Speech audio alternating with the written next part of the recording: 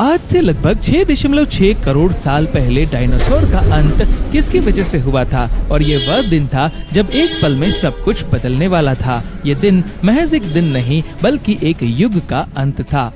सुबह की पहली किरणों ने जंगलों को रोशनी से भर दिया। ट्राइसेराटॉप्स डायनासोर का एक झुंड नदी के किनारे पानी पी रहा था, जबकि दूर एक टी-रेक्स डायनासोर ने रात भर में मारे गए शिकार के अवशेषों को सूंघा।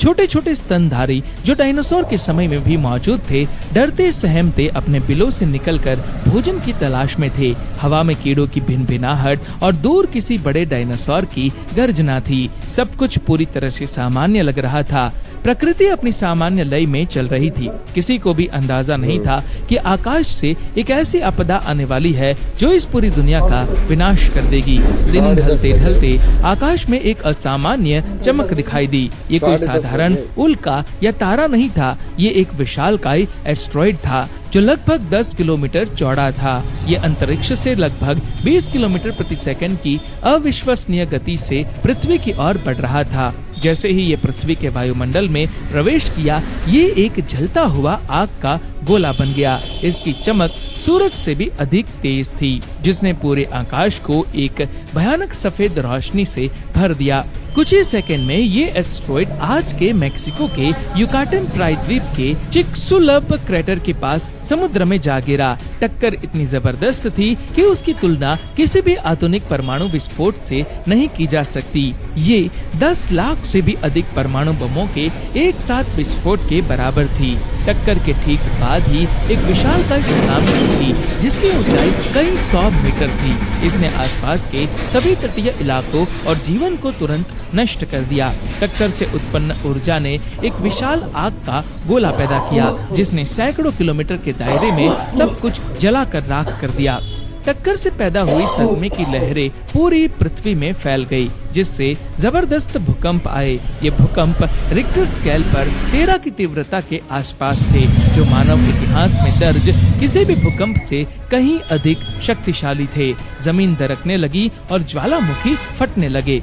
टक्कर के बाद का दृश्य और भी भयावह था। विस्फोट से निकला हुआ विशालकाय मलबा और गर्म राख वायुमंडल में फैल गया। टक्कर के इम्पैक्ट से उड़े हुए गर्म पत्थर और मलबा वायुमंडल में ऊपर उछले और फिर दुनिया भर में वापस गिरने लगे। ये गर्म टुकड़े जहां भी गिरे, उन्होंने जंगलों में आग लगा दी। पूरी पृथ्वी एक विशाल अग्निकुंड में तब्दील होने लगी। दुनिया भर के जंगल धुआं धुआं कर जलने लगे। विशाल सुनामी लहरें पूरे अटलांटिक महासागर में फैल गई, जिसने हजारों किलोमीटर दूर तक के तटीय इलाकों को तबाह कर दिया। टक्कर से निकला धूल, कण और सल्फर के कण वायुमंडल में इतनी ऊंचाई तक पहुंच गए कि उन्होंने सूरज की रोशनी को पूरी तरह से अवरुद्ध कर दिया। पूरी पृथ्वी अंधेरे में डूब गई। ये अंधेरा महीनों, यहाँ तक कि सालों तक रहा। सूरज की रोशनी के बिना पृथ्वी का तापमान तेजी से गिरने लगा। एक लंबी, अंधेरी और बर्फीली सर्दी ने पूरी धरती को अपनी चपेट में ले लिया।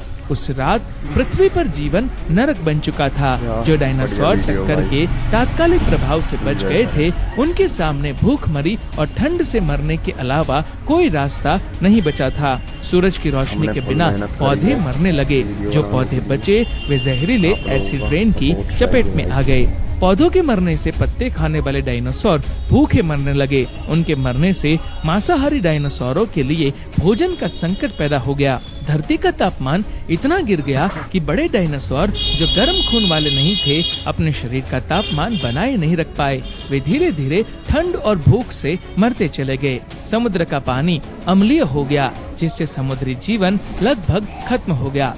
ये प्रश्न बहुत महत्वपूर्ण है। डायनासोर जैसे विशालकाय जीव तो लगभग पूरी तरह से विलुप्त हो गए, लेकिन कुछ जीव बच गए। छोटे स्तनधारी जो कीड़े बीज खाते थे और जमीन के अंदर बिलों में रहते थे, इस विपदा से बचने में सफल रहे। उनके छोटे आकार के कारण उन्हें कम भोजन की आवश्यकता थी और वे भूमिगत होकर अंधेरे और ठंड से खुद को बचा पाए। इसी तरह कुछ छोटे सरीसृप जैसे छिपकलियां, सांप और कुछ पक्षी भी बच गए। उनके अंडे देने और कम रिसोर्सेस में जीवित रहने की क्षमता ने उन्हें बचाया। डायनासोर का आखिरी दिन एक ऐसी भयानक तबाही की कहानी है जिसने पृथ्वी के इतिहास का रुख ही बदल दिया। ये दिन प्रकृति की अथाह शक्ति और ब्रह्मांड की अप्रत्याशित घटनाओं की याद दिलाता है। उस एक दिन ने न केवल डायनासोर के 16 करोड़ सालों के शासन का अंत किया, बल्कि एक नए युग की शुरुआत भी की।